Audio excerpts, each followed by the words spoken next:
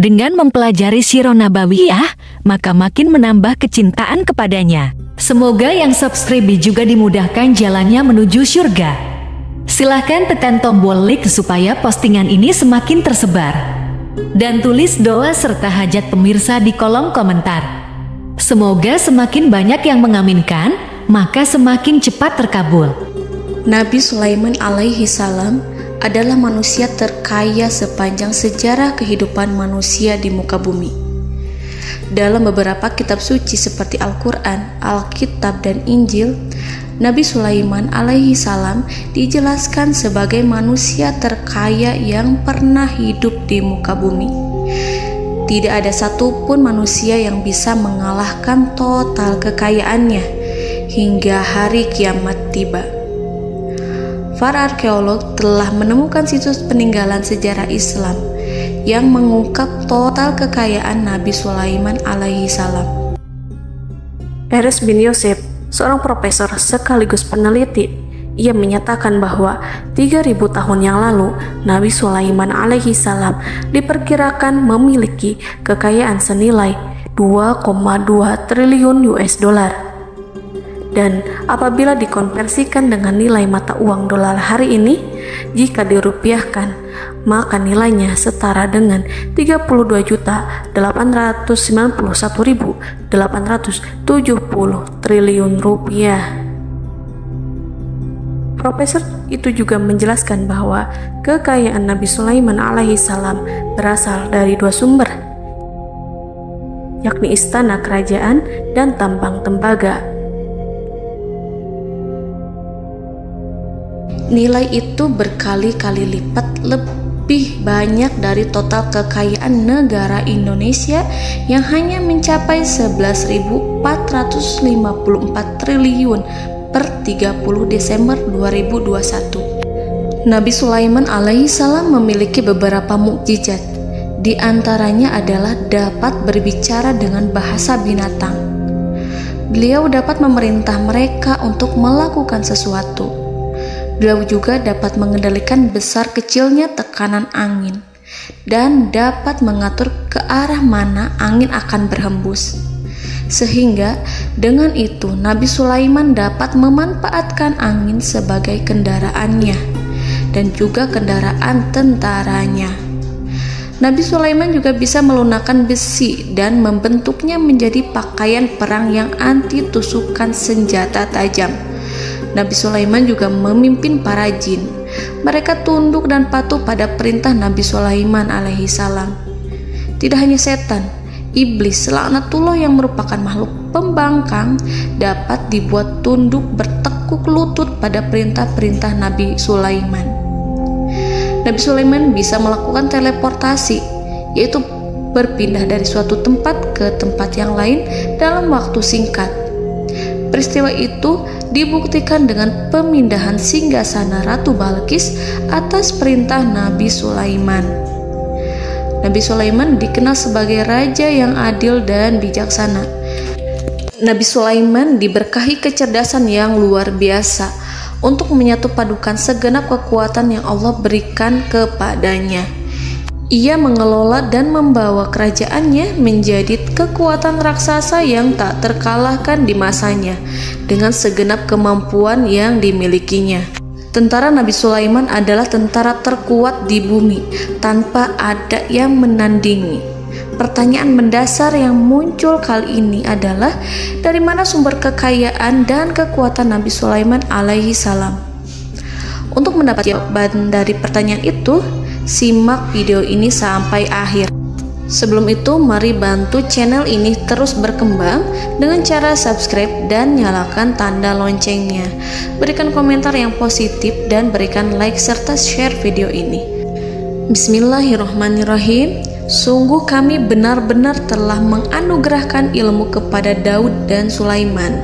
Keduanya berkata, segala puji bagi Allah yang melebihkan kami dari kebanyakan hamba-hambanya yang mukmin. Sulaiman telah mewarisi Daud dan dia berkata, wahai manusia, kami telah diajari untuk memahami bahasa burung dan kami dianugerahi segala sesuatu. Sesungguhnya semua ini benar-benar karunia yang nyata. Quran Surat An-Naml ayat 15-16. Saudara-saudaraku yang dirahmati Allah, pada ayat di atas disebutkan bahwa Sulaiman telah mewarisi Daud. Nabi Sulaiman mewarisi Nabi Daud dalam sisi kenabian dan kekuasaan, bukan mewarisi harta, karena para nabi tidak mewariskan harta. Sebab sepeninggalan mereka, harta para nabi menjadi sedekah bagi orang-orang yang ada di sekitarnya, yaitu orang-orang fakir dan orang-orang yang membutuhkan. Dan harta para nabi tidak dikhususkan bagi kalangan keluarganya. Rasulullah Shallallahu Alaihi Wasallam bersabda, "Kami para nabi tidak mewariskan." Nabi Sulaiman mewarisi kenabian dari Nabi Daud. Ini adalah hal yang jelas. Allah telah memilihnya sebagai nabi dari Bani Israel. Begitu juga Allah telah memberinya kekuasaan kerajaan sehingga ia menjadi pemimpin Bani Israel. Barangkali sesuatu yang paling penting yang diwarisi oleh Nabi Sulaiman dari Nabi Daud adalah tradisi militer. Kemajuan militer yang dahsyat telah berpindah kepada Nabi Sulaiman. Nabi Daud sebenarnya adalah seorang pengembala kambing yang sangat miskin, tetapi seiring dengan perjalanan waktu, ia menjadi komandan pasukan tiada tanding. Nabi Daud alaihi salam mengetahui bahwa kekuatan hakiki yang mengatur alam semesta adalah kekuatan Allah. Ketika Nabi Daud mengelurkan tangannya dan memegang potongan batu, lalu beliau melemparkannya dengan ketepel ke arah Jalut, kepala Jalut retak dan ambruk menghantam tanah. Ini sebagai bentuk demonstrasi kekuatan darinya. Kehadiran Nabi Daud mengubah pasukan Bani Israel, di mana mereka sebelumnya lari jika berhadapan dengan musuh. Maka kini keberadaan mereka mulai diperhitungkan di masa hidupnya. Nabi Daud mengalami peperangan yang sangat banyak, tapi Al-Quran tidak menceritakan secara terperinci. Hal itu dikarenakan karena Al-Quran adalah kitab dakwah di jalan Allah, bukan kitab sejarah. Al-Quran hanya menceritakan di dalam Al-Quran surat Shad ayat 20, "Dan kami kuatkan kerajaannya, kerajaan Daud." Ayat tersebut berarti bahwa Nabi Daud belum terkalahkan dalam peperangan yang diikutinya. Di samping dukungan yang Allah berikan kepadanya, juga pasukan dan rakyatnya, di mana mereka adalah orang-orang yang bertauhid, menyerahkan diri kepada Allah. Allah Subhanahu wa Ta'ala mengajarkan kepada Nabi Daud hal-hal yang menjadikan pasukannya memiliki keistimewaan yang dengannya mereka dapat mengalahkan pasukan-pasukan lain, pasukan-pasukan besar yang ada di bumi pada saat itu. Allah Subhanahu wa Ta'ala berfirman dalam surat Saba ayat 10, "Dan kami telah melunakkan besi untuknya." Baju besi mungkin akan menjadi masalah dalam benak kita. Ketika orang-orang yang berperang, baju besi cukup mengganggu gerakan mereka. Kita bisa membayangkan ketika ada dua orang berperang, salah satu dapat bergerak bebas, sementara yang lainnya tidak leluasa bergerak karena tertahan dengan pakaiannya. Namun, dengan kekuasaan Allah, Nabi Daud dapat melunakkan besi dan membuat baju besi yang ringan, yang mudah untuk digunakan. Ini adalah kemajuan penting yang Allah berikan kepada Nabi Daud dan tentaranya. Kemajuan itu kemudian diajarkan, diwariskan dan dimiliki oleh Nabi Sulaiman alaihi salam. Nabi Sulaiman memiliki pasukan dahsyat yang melebihi pasukan manapun di bumi saat itu, atau bahkan mungkin saat ini. Bahkan Allah menambahkan karunia-Nya kepada Nabi Sulaiman yang disebutkan dalam Al-Quran surat An-Naml ayat 16. Dan Sulaiman telah mewarisi Daud, dan dia berkata, "Wahai manusia, kami telah diberi pengertian tentang suara burung, dan kami diberi segala sesuatu. Sesungguhnya ini benar-benar suatu karunia yang nyata." Saudara-saudaraku yang dirahmati Allah, pada suatu hari Nabi Sulaiman alaihi salam menengadahkan tangannya dan berdoa kepada Allah Subhanahu wa ta'ala. Antara hati Nabi dan Allah tidak ada penghalang, tidak ada jarak, tidak ada sekatan waktu, tidak ada satupun dari para nabi yang berdoa kepada Allah kecuali doanya pasti dikabulkan. Doa Nabi Sulaiman alaihi salam direkam dalam Al-Quran surat Shad ayat 35. Nabi Sulaiman berkata, "Ya Tuhanku, ampunilah aku, anugerahkanlah kepadaku kerajaan yang tidak dimiliki oleh seorang pun sesudahku." Nabi Sulaiman menginginkan dari Allah sesuatu kerajaan yang belum pernah diperoleh oleh siapapun setelahnya. Allah Subhanahu wa ta'ala mengabulkan doa Nabi Sulaiman dan memberinya kerajaan tersebut. Nabi Sulaiman mewarisi kekuasaan, kenabian, hikmah ilmu dari Nabi Daud alaihi salam. Orang-orang menyebut Nabi Sulaiman Al-Hakim, Sulaiman yang bijaksana. Kebijaksanaan Nabi Sulaiman tidak terbatas pada keadilannya di tengah-tengah manusia dan juga kasih sayangnya kepada mereka. Namun, kebijaksanaan Nabi Sulaiman juga berlaku di kalangan burung dan binatang lainnya. Nabi Daud juga mengenal bahasa burung, tetapi Nabi Sulaiman dapat berbicara dengan bahasa burung. Bahkan, ia dapat menggantikannya sebagai pembantunya. Ketika Nabi Daud bertasbih di gunung, burung-burung serta binatang buas ikut bertasbih bersamanya. Bahkan angin pun berhenti untuk mendengarkan tasbih itu. Sedangkan Nabi Sulaiman alaihi salam, Allah Subhanahu wa ta'ala memberinya karunia lebih dari itu, di mana binatang-binatang buas tunduk padanya, begitu juga angin dan burung. Saudara-saudaraku yang dirahmati Allah, Nabi Sulaiman alaihi salam mampu mendengarkan bisikan semut yang berbicara kepada sesama mereka. Bahkan ia mampu memerintahkan semut tersebut sehingga semut itu menjadi taat pada perintahnya. Pasukan Nabi Sulaiman memiliki kekuatan yang sangat dahsyat. Belum pernah ada di dunia ini satu pasukan pun yang memiliki kekuatan seperti itu.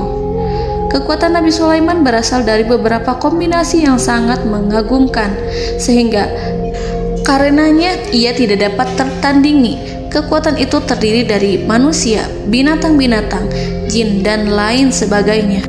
Kita mengetahui bahwa jin adalah makhluk Allah dan manusia tidak mampu melihatnya atau menghadirkannya atau meminta pertolongan kepadanya.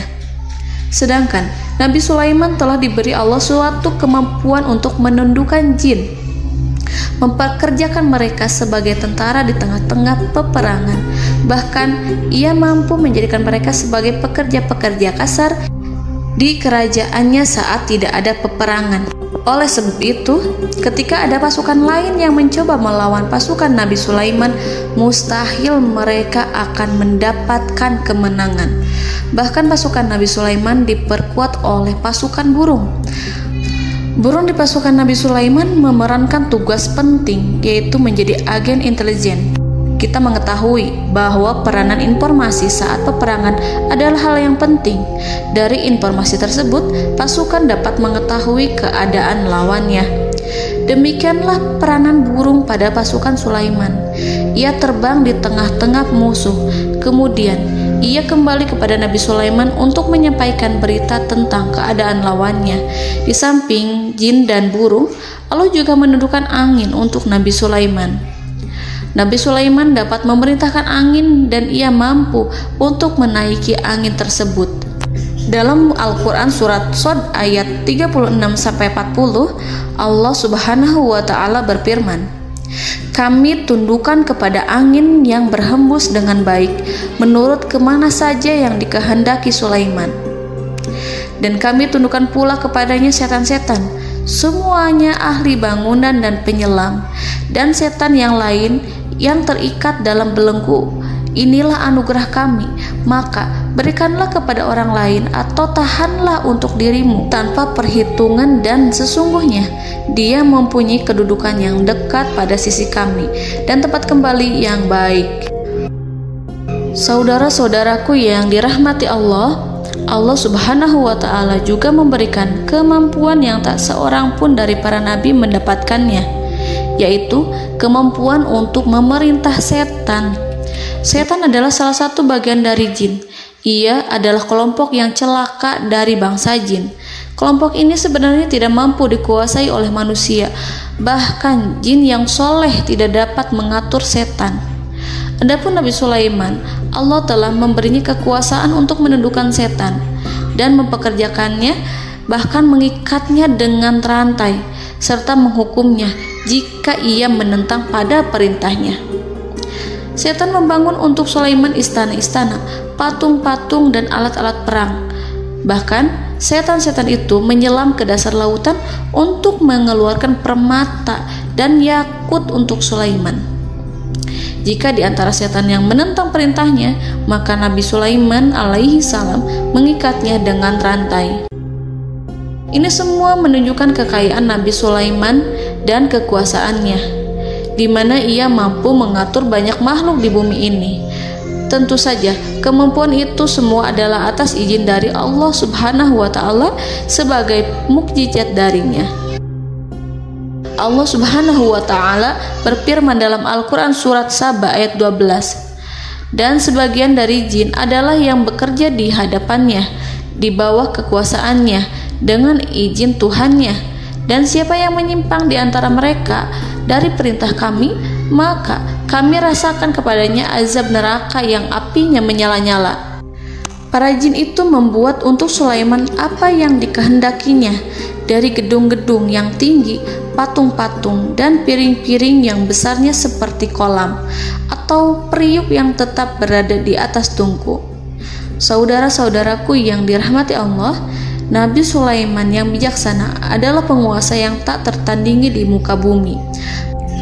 Meskipun memperoleh nikmat-nikmat khusus yang agung itu yang Allah berikan kepada Sulaiman, beliau tetap menunjukkan dirinya sebagai manusia yang paling banyak berzikir kepada Allah dan manusia yang paling banyak bersyukur di zamannya. Saudara-saudaraku yang dirahmati Allah, sebagaimana Allah Subhanahu wa Ta'ala memberikan nikmat kepada ayahnya Nabi Daud alaihi salam, di mana ia mampu melunakkan besi, dan Allah mengajarinya bagaimana cara mencairkan besi, maka Nabi Sulaiman alaihi salam dapat memanfaatkan tembaga yang cair untuk peperangan. Dan juga di saat perdamaian, pada saat peperangan, beliau mencampur tembaga dengan besi dan menjadikannya perunggu. Mereka menggunakan senjata-senjata perunggu dalam peperangan seperti pedang, baju besi, dan juga pisau. Senjata-senjata ini adalah senjata yang paling kuat pada saat itu. Sedangkan di saat damai, tembaga digunakan untuk membuat bangunan, perhiasan, dan sebagainya. Meskipun Nabi Sulaiman mendapatkan nikmat yang besar dan karunia yang khusus, Allah Subhanahu wa Ta'ala mengujinya dengan suatu ujian yang dahsyat. Ujian yang akan selalu datang kepada seorang hamba yang soleh. Ketika hamba itu mendapatkan kedudukan besar, maka ujiannya pun menjadi besar. Allah Subhanahu wa Ta'ala menguji Nabi Sulaiman dengan penyakit. Diceritakan oleh Fahru Roji, Nabi Sulaiman diuji dengan suatu penyakit yang keras, di mana kedokteran saat itu tidak dapat dan tidak mampu mengatasinya. Sakitnya Nabi Sulaiman sangat keras sehingga para dokter dari kalangan manusia ataupun jin tidak mampu menghilangkan penyakit itu. Lalu burung-burung menghadirkan rumput-rumput yang dianggapnya sebagai obat, tetapi Nabi Sulaiman tak kunjung sembuh. Semakin hari penyakit Nabi Sulaiman semakin menjadi-jadi, sehingga ketika Nabi Sulaiman duduk di atas kursi, ia duduk bagaikan tubuh tanpa roh. Seakan-akan ia mati karena saking keras penyakit yang dideritanya. Sakit yang diderita oleh Nabi Sulaiman alaihi salam berlangsung sangat lama. Namun Nabi Sulaiman tidak henti-hentinya berzikir kepada Allah dan meminta kesembuhan kepadanya, serta selalu beristighfar dan mengungkapkan rasa cinta kepadanya. Selesailah ujian Allah terhadap hambanya Nabi Sulaiman. Beliau pun sembuh. Nabi Sulaiman merasakan kembali kesehatannya setelah ia mengetahui segala kejayaan dan segala kekuasaan serta segala kebesarannya tidak lagi mampu menghilangkan penyakit yang dideritanya kecuali jika Allah menghendaki. Saudara-saudaraku yang dirahmati Allah, Nabi Sulaiman telah membangun tempat ibadah, tempat sujud, sehingga manusia menyembah Allah di dalamnya. Orang-orang yang membangunnya berjumlah puluhan ribu orang. Tentu setiap kelompok dari mereka memiliki pekerjaan masing-masing. Di antara mereka ada yang mencairkan tembaga, di antara mereka ada yang tukang pahat, ada yang tukang ukir, ada yang membelah batu, ada yang memotong kayu, ada yang mendatangkan rumput-rumput dari Libanon, ada yang mendatangkan emas dan menjadikannya lempengan-lempengan yang mengkilat untuk menutupi kayu, serta untuk melapisi dinding-dinding. Bahkan golongan jin pun membantu membangun tempat tersebut, tentu dengan perintah dan bimbingan Nabi Sulaiman. Mereka membuat patung-patung yang besar, membuat bejana yang besar untuk tempat makan para tentara dan pekerja, yaitu bejana seperti gunung. Karena saking berat dan besarnya, mereka juga membuat tempat-tempat minum yang besarnya seperti kolam. Nabi Sulaiman mengawasi para pekerjanya dan juga mengurusi masyarakatnya, di mana beliau mengenali problem mereka dan berusaha memecahkannya. Beliau juga mengawasi pasukan dari kalangan binatang dan burung.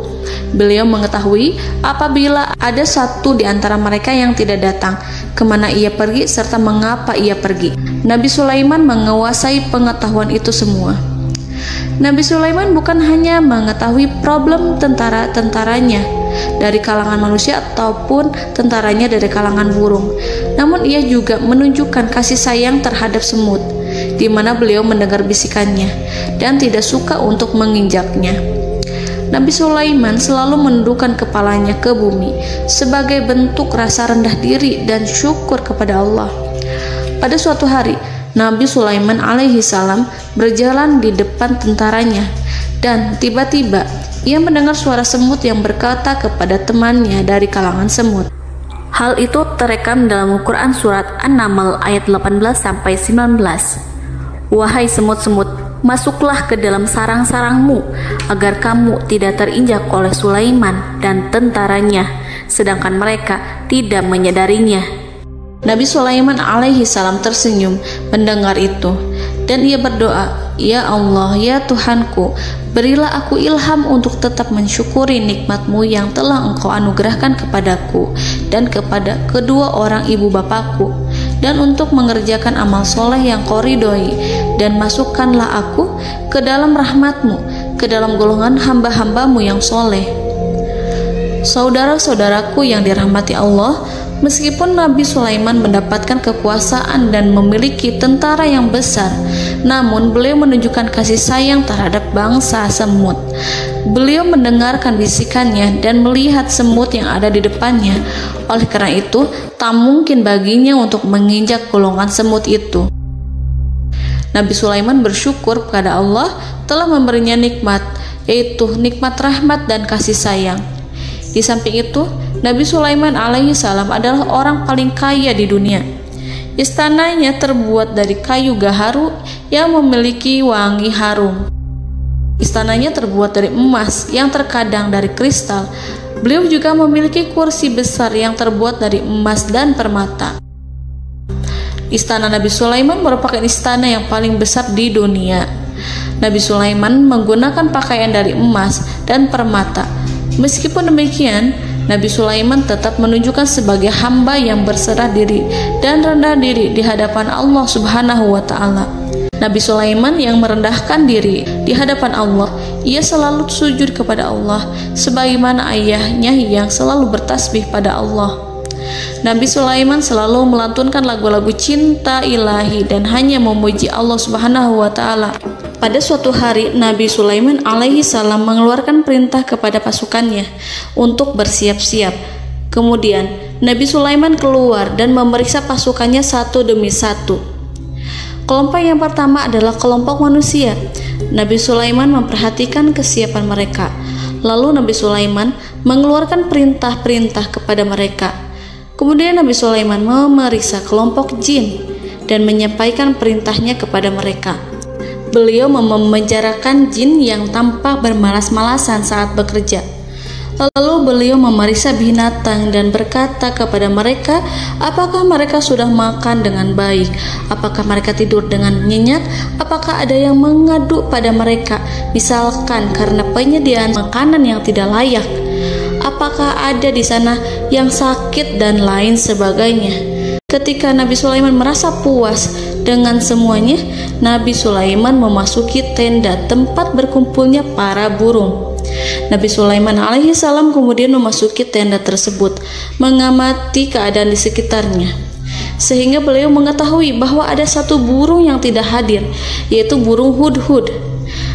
Mengapa aku tidak melihat burung hudhud? Burung-burung yang lain tampak terdiam sebagai penghormatan, dan mereka mendengarkan apa yang akan dikatakan pemimpin mereka. Nabi Sulaiman mengarahkan pandangannya pada semua burung dan tidak menemukan burung hudhud di antara mereka. Tak seekor burung pun yang mengetahui keberadaannya.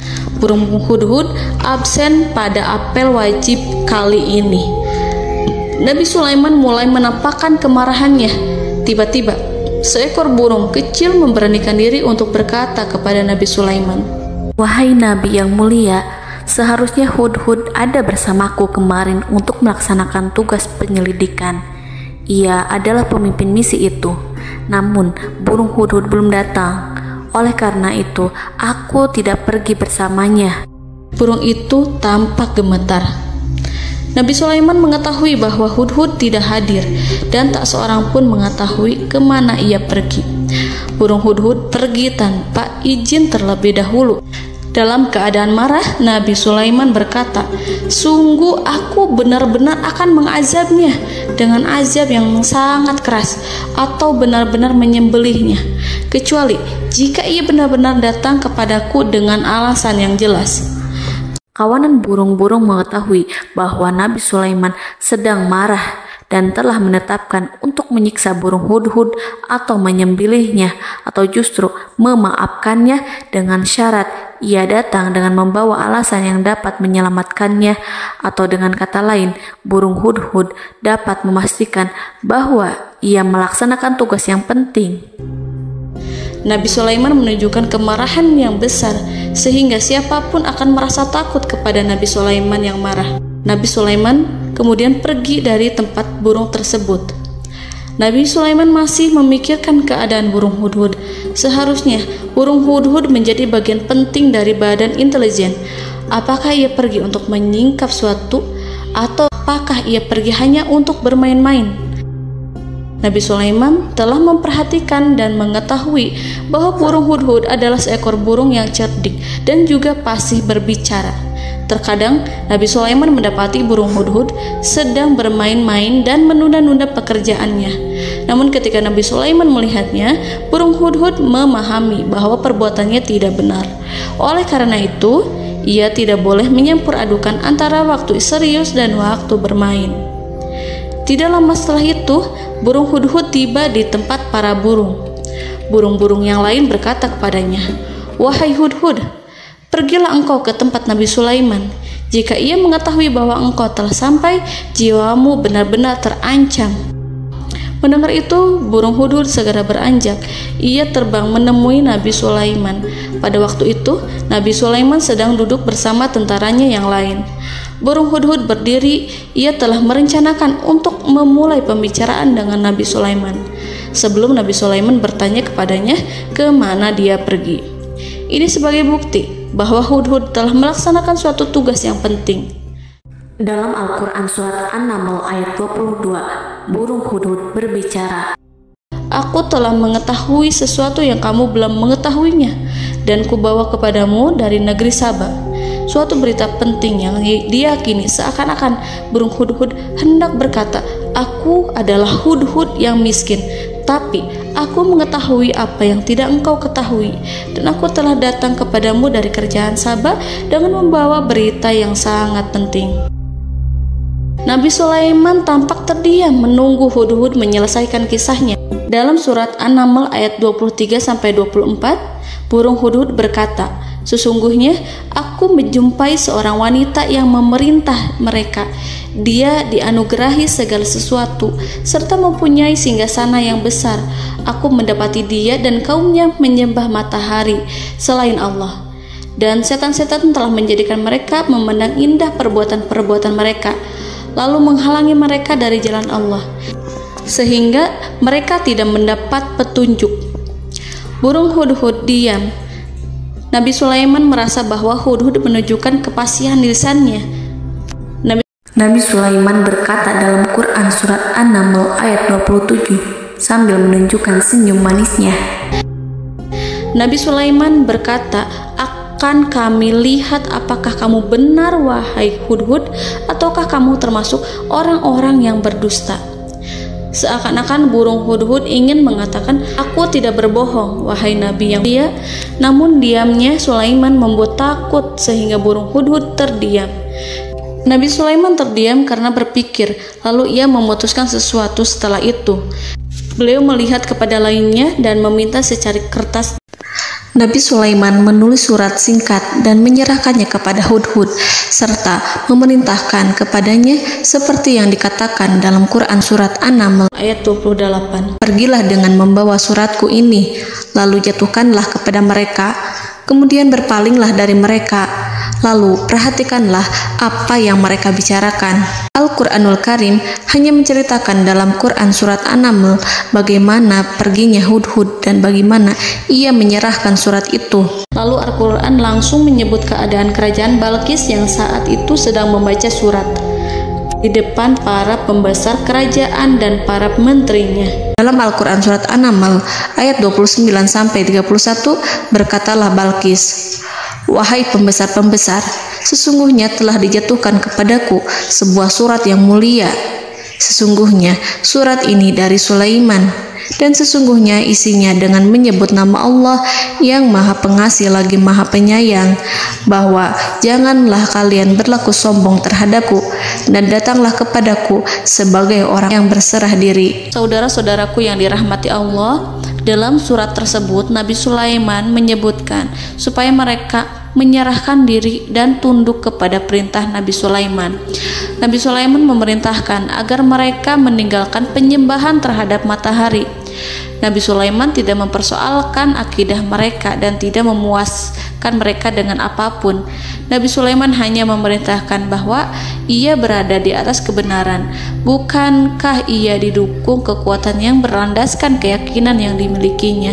Nabi Sulaiman hanya memerintahkan mereka agar tunduk dan patuh kepadanya. Ratu Sabak menyampaikan surat tersebut di tengah-tengah kaumnya. Dalam Quran surat An-Naml ayat 32 dijelaskan, "Dan berkatalah Balqis, wahai para pembesar, berilah aku pertimbangan dalam urusanku ini. Aku tidak pernah memutuskan sesuatu persoalan sebelum kamu berada dalam majelisku."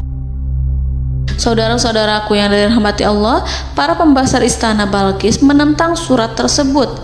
Isi surat itu membangkitkan kesombongan kaum Sabak, di mana mereka merasa lebih kuat. Mereka mengetahui bahwa di sana ada seorang yang mencoba menentang mereka dan mengisyaratkan peperangan kepada mereka. Lalu ia meminta kepada mereka untuk memenuhi syarat-syaratnya sebelum terjadinya peperangan dan kekalahan. Dalam surat An-Naml ayat 33, mereka menjawab, "Kita adalah orang-orang yang memiliki kekuatan dan juga memiliki keberanian yang sangat besar dalam peperangan. Dan keputusan berada di tanganmu, wahai rajaku. Maka pertimbangkanlah apa yang akan kamu perintahkan." Saudara-saudaraku yang dirahmati Allah, para pembesar kaum Sabak seakan ingin berkata, "Kita siap untuk melaksanakan perang." Tampaknya ratu itu memiliki kebijakan yang lebih baik dari pembesar kaumnya. Surat Sulaiman itu membuatnya berpikir lebih jernih dan lebih berhati-hati. Ia berusaha sebisa mungkin menghindari peperangan. Ratu itu berpikir dalam tempo yang lama. Nama Sulaiman tidak diketahuinya dan ia pun belum pernah mendengarnya. Oleh karena itu, Ratu kaum Saba tidak mampu mengetahui dan mendeteksi seberapa besar kekuatan Nabi Sulaiman. Boleh jadi Nabi Sulaiman memiliki kekuatan yang dahsyat, sehingga ia mampu memerangi kekuasaannya dan mengalahkannya. Kemudian Ratu memperhatikan apa yang ada di sekelilingnya. Ia melihat kemajuan masyarakatnya dan juga kekayaannya. Barangkali ia mengira bahwa Nabi Sulaiman iri terhadap kemajuan dan kekayaannya itu, sehingga Nabi Sulaiman ingin menyerangnya. Setelah mempertimbangkan isi surat Nabi Sulaiman dengan cermat, Ratu Saba memilih untuk tidak bersikap ceroboh dan bodoh. Ratu lebih suka untuk menggunakan bahasa kelembutan. Ia mengirim kepada Nabi Sulaiman suatu hadiah yang besar. Ratu mengira bahwa Nabi Sulaiman seorang yang ambisius, yang boleh jadi ia telah mendengar tentang kekayaan kerajaan Saba. Para utusan pergi dengan membawa hadiah dari Ratu Saba. Ratu berharap agar mereka dapat memasuki kerajaan Nabi Sulaiman dan akan mengetahui kondisi kerajaannya. Saat mereka pulang, Ratu ingin mendengar secara langsung dari mereka tentang bagaimana keadaan kaum Nabi Sulaiman dan pasukannya. Setelah mendapatkan informasi yang cukup, maka Ratu Balqis dapat membuat sesuatu keputusan yang tepat. Ratu menyembunyikan apa yang terlintas dalam pikirannya, lalu ia berbicara kepada pembesar istananya bahwa ia dapat menyingkap niat jahat Raja Sulaiman melalui cara mengirimkan hadiah kepadanya. Ratu lebih memilih cara tersebut dan menunggu reaksi dari Nabi Sulaiman. Ratu berhasil memuaskan para pembesar istana, dan untuk sementara ia menghilangkan ide untuk berperang. Karena para raja jika menyerang suatu desa, maka pemimpin desa tersebut adalah orang yang paling banyak mendapatkan kehinaan. Akhirnya, para pembesar kaumnya merasa puas dengan pikiran Ratu Balqis.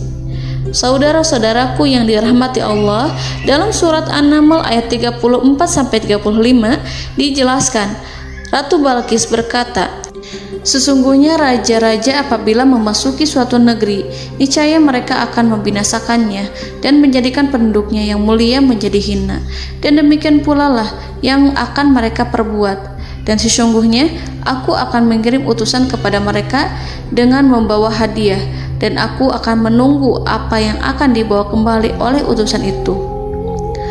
Kemudian sampailah hadiah dari Ratu Balqis kepada Nabi Sulaiman.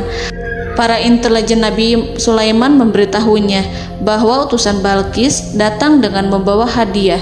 Nabi Sulaiman langsung mengetahui bahwa Ratu Balqis itu sengaja mengirim orang-orangnya untuk mengetahui atau untuk mendapatkan informasi tentang kekuatannya.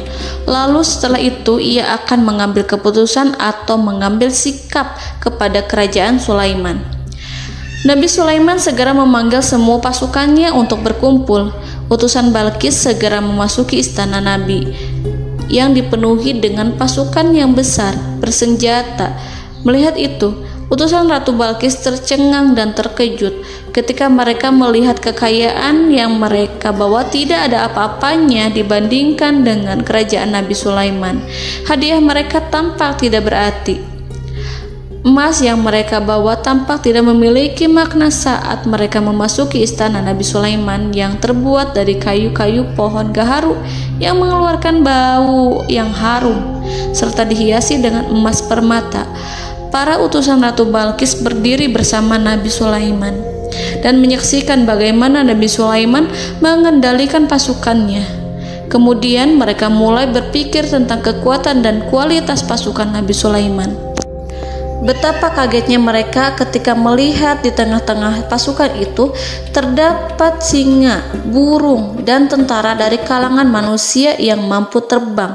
Mereka pun sadar bahwa mereka di hadapan pasukan yang tiada tandingannya. Selesailah demonstrasi pasukan Nabi Sulaiman. Kemudian para utusan ratu dipersilahkan maju ke tempat hidangan makanan. Para utusan itu sangat terkejut ketika melihat berbagai macam makanan dari penjuru dunia ada di depannya. Dan di antara makanan itu terdapat pula makanan yang biasa ditemukan di negeri mereka. Tetapi mereka melihat bahwa makanan itu memiliki rasa yang lebih istimewa. Selain itu, piring-piring yang ada di depan mereka terbuat dari emas, dan mereka dilayani oleh laki-laki yang berhias dengan emas. Di meja makan itu terdapat burung, ikan laut, dan berbagai macam daging yang mereka tidak mampu lagi membedakan daging apa itu. Nabi Sulaiman tidak makan bersama mereka, tapi beliau makan dengan menggunakan piring yang terbuat dari kayu. Beliau memakan roti yang kering yang dicampur dengan minyak. Inilah makanan yang dipilih Nabi Sulaiman. Makan bersama mereka dalam keadaan diam, mereka merasa kehadiran Nabi Sulaiman menciptakan suatu wibawa yang luar biasa. Selesai perjamuan itu, lalu dengan sangat malu mereka menyerahkan hadiah dari Ratu Balqis kepada Nabi Sulaiman. Hadiah itu berupa emas yang bagi mereka hadiah itu sangat bernilai tinggi. Tapi di sini hadiah itu tampak kecil di hadapan kekayaan Nabi Sulaiman yang sangat mengagumkan. Nabi Sulaiman memperhatikan hadiah dari Ratu Balqis itu dan berkata dalam Quran surat An-Naml ayat 36, "Maka apa yang diberikan Allah kepadaku lebih baik daripada apa yang diberikannya kepadamu, tetapi kamu merasa bangga dengan hadiahmu." Saudara-saudaraku, Raja Sulaiman menyingkap dengan kata-katanya yang singkat itu penolakannya terhadap hadiah mereka. Ia memberitahu utusan itu bahwa ia tidak menerima hadiah tersebut. Ia tidak merasa puas dengan hadiah itu. Yang membuatnya puas hanyalah, janganlah kalian berlaku sombong terhadapku dan datanglah kepadaku sebagai orang-orang yang berserah diri. Lalu Nabi Sulaiman berkata kepada mereka dengan pelan. Hal itu diabadikan dalam Al-Quran surat An-Naml ayat 37. "Kembalilah kepada mereka. Sungguh kami akan mendatangi mereka dengan bala tentara yang mereka tidak kuasa melawannya.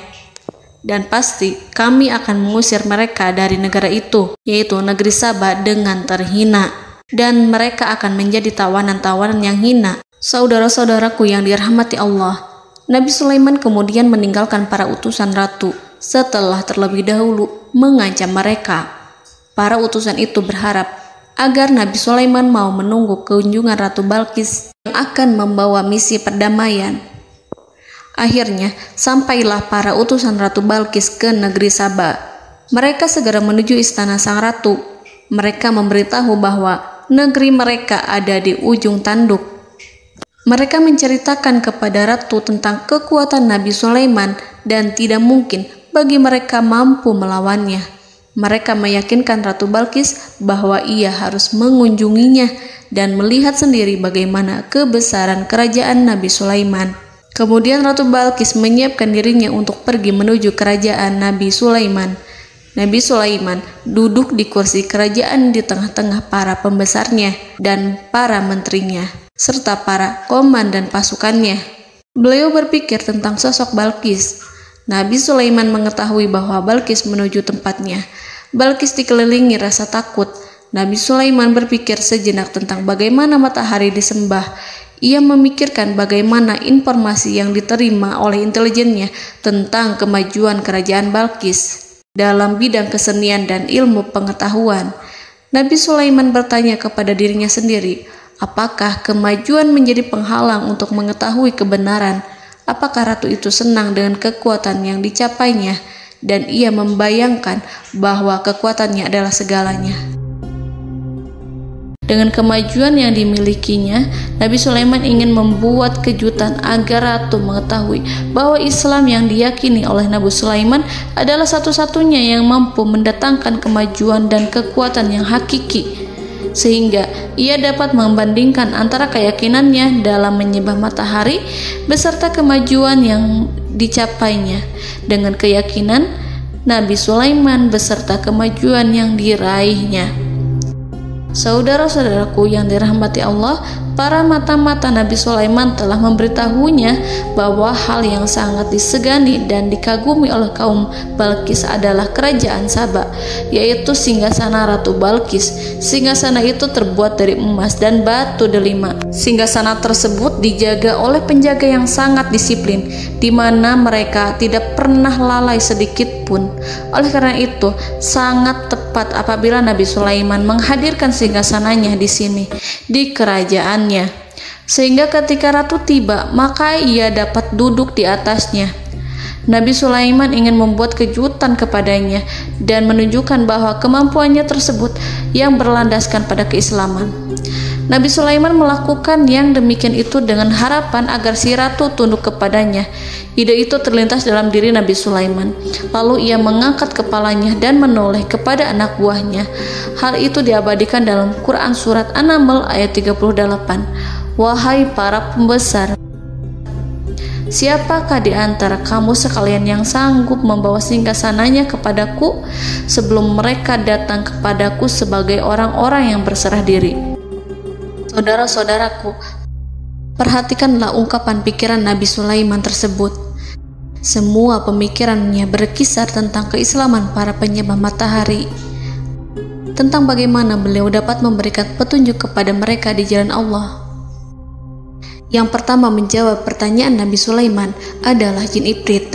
Dalam Quran Surat An-Naml ayat 39, berkatalah Ifrit yang cerdik dari golongan jin, "Aku akan datang kepadamu dengan membawa singgasana itu sebelum kamu berdiri dari tempat dudukmu. Sesungguhnya aku benar-benar kuat untuk membawanya, lagi dapat dipercaya." Nabi Sulaiman berdiri dari tempat duduknya. Setelah 1 jam atau 2 jam, jin itu berjanji kepadanya untuk menghadirkan singgasana Balkis. Sebelum itu, istana Nabi Sulaiman di Palestina, sedangkan istana Balkis terletak di Yaman. Antara singgasana tersebut dengan singgasana Nabi Sulaiman berjarak lebih dari ribuan mil. Barangkali pesawat yang cepat sekalipun yang kita kenal hari ini tidak akan mampu membawa dan mendatangkan istana itu dalam waktu 1 jam. Tetapi masalahnya di sini, berhubung dengan kekuatan jin yang serba misterius, Nabi Sulaiman tidak mengomentari sedikit pun terhadap apa yang dikatakan oleh Ifrit. Nabi Sulaiman tampak menunggu tanggapan lain yang mampu menghadirkan singgasana Balkis yang lebih cepat dari jin Ifrit. Nabi Sulaiman menoleh kepada seorang yang di sana, yang duduk di atas naungan. Hal itu diceritakan dalam Al-Quran Surat An-Naml ayat 40. Berkatalah seseorang yang mempunyai ilmu dari Alkitab, "Aku akan membawa singgasana itu kepadamu sebelum matamu berkedip." Maka tatkala Sulaiman melihat singgasana itu terletak di hadapannya, ia pun berkata, "Ini termasuk karunia Tuhanku untuk menguji aku. Apakah aku akan bersyukur atau mengingkari nikmatnya? Dan barang siapa yang bersyukur, maka sesungguhnya dia bersyukur untuk kebaikan dirinya sendiri. Dan barang siapa yang ingkar, maka sesungguhnya Tuhanku maha kaya lagi maha mulia." Saudara-saudaraku, belum lama seseorang yang mempunyai ilmu dari Alkitab menyatakan kalimatnya, sehingga singgasana itu tiba-tiba ada di depan Nabi Sulaiman, yang mampu menghadirkan singgasana itu lebih cepat dari kedipan mata. Al-Quranul Karim tidak menyingkap kepribadian seseorang yang menghadirkan singgasana itu. Al-Quran hanya menggarisi bahwa orang itu mempunyai ilmu dari Alkitab. Al-Quran tidak menjelaskan kepada kita apakah ia seorang malaikat ataukah manusia ataukah jin. Al-Quran sengaja tidak menyingkap hakikat kitab yang dimaksud. Saudara-saudaraku yang dirahmati Allah, setelah melihat singgasana itu, Nabi Sulaiman bersyukur kepada Allah. Ia mulai memperhatikan singgasana sang ratu. Singgasana tersebut merupakan simbol pembangunan dan juga kemajuan, tetapi tampaknya ia hanya sesuatu yang biasa saja jika dibandingkan dengan kekuasaan dan kebesaran ciptaan yang dibuat oleh manusia dan jin di kalangan istana Nabi Sulaiman. Nabi Sulaiman memikirkan dalam tempo yang sangat lama singgasana Ratu Balkis itu. Kemudian beliau memerintahkan agar singgasana itu diperbaiki, sehingga saat Ratu Balkis datang, dia akan mengujinya.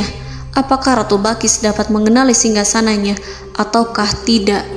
Dalam Al-Quran Surat An-Naml ayat 41, Nabi Sulaiman berkata, "Ubahlah baginya singgasananya, maka kita akan melihat apakah dia mengenal ataukah dia termasuk orang-orang yang tidak mengenalnya."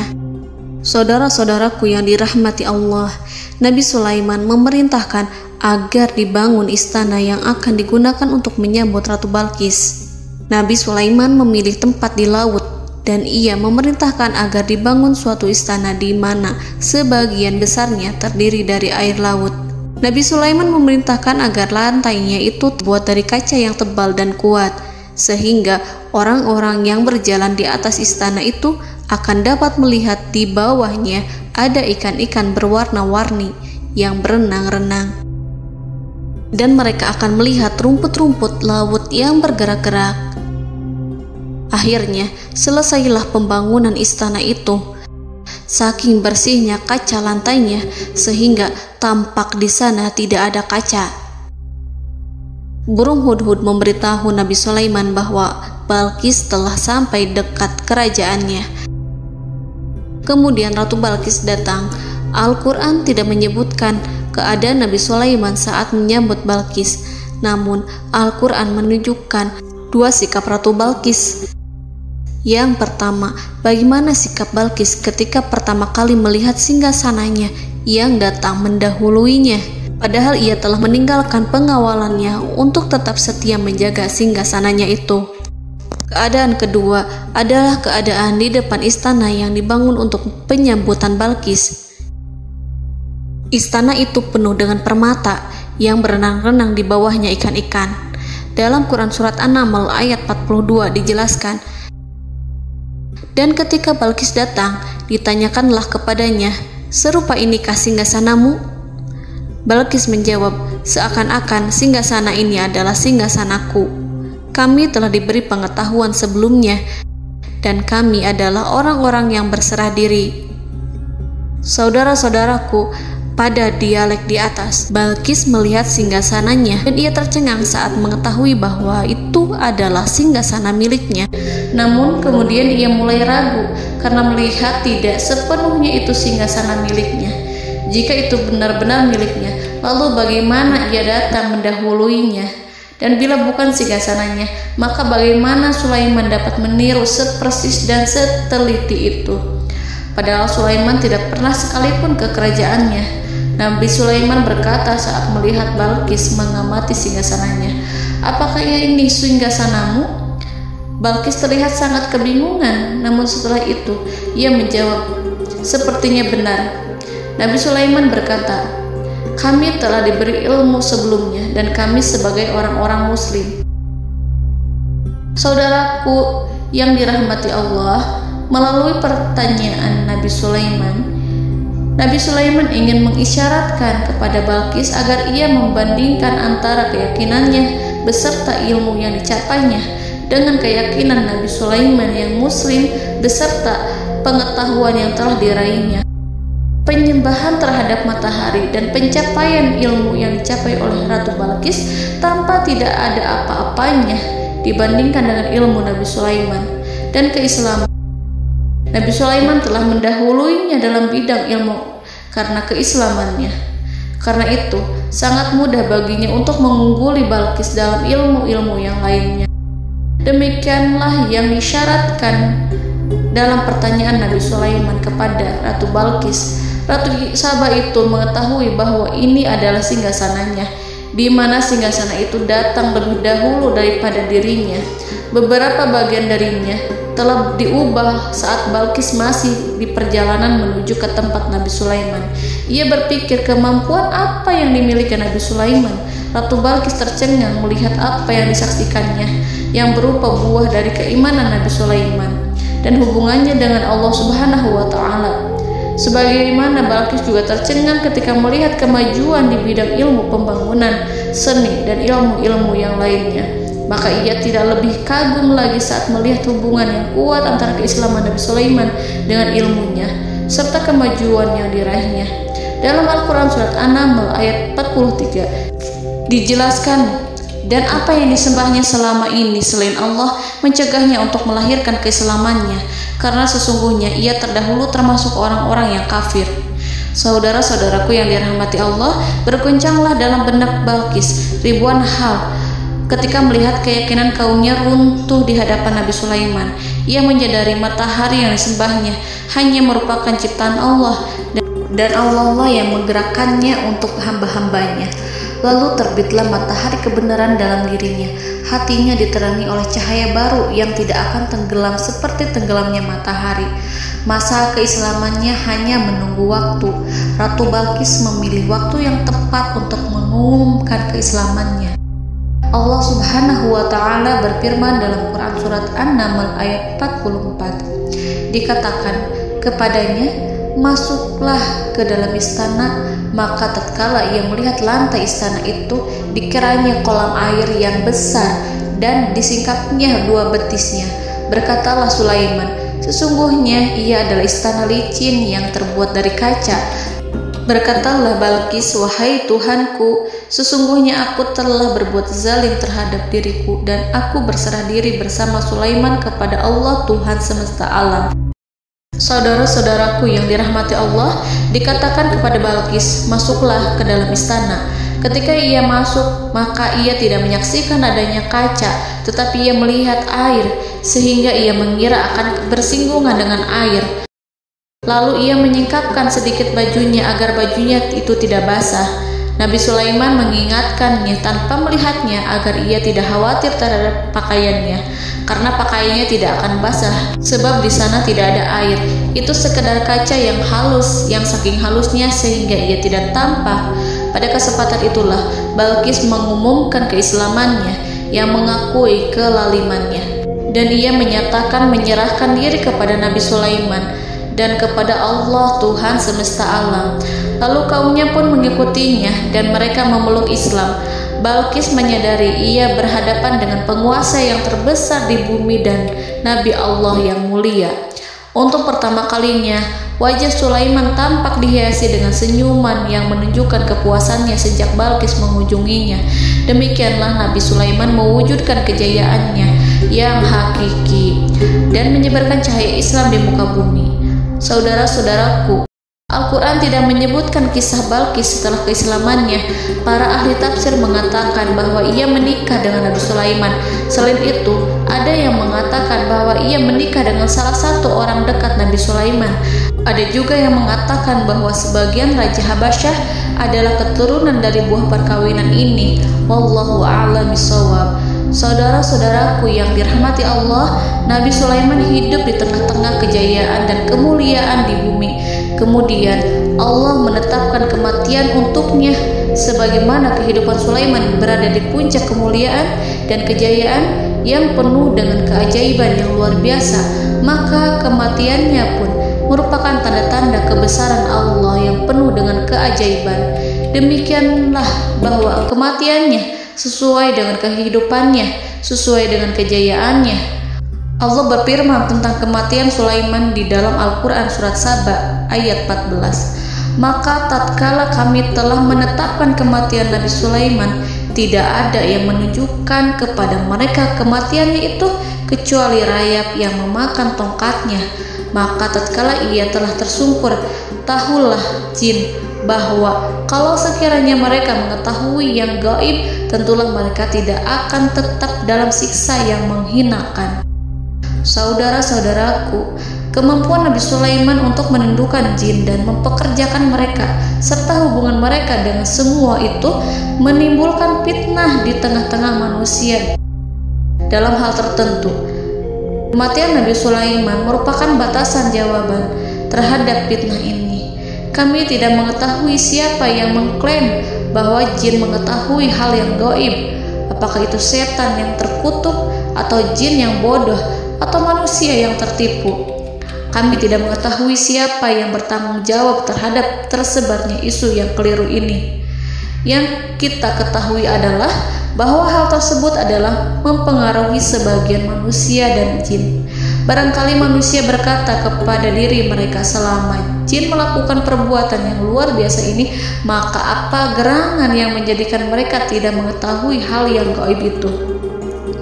Manusia itu lupa bahwa kunci kegaiban berada di tangan Allah.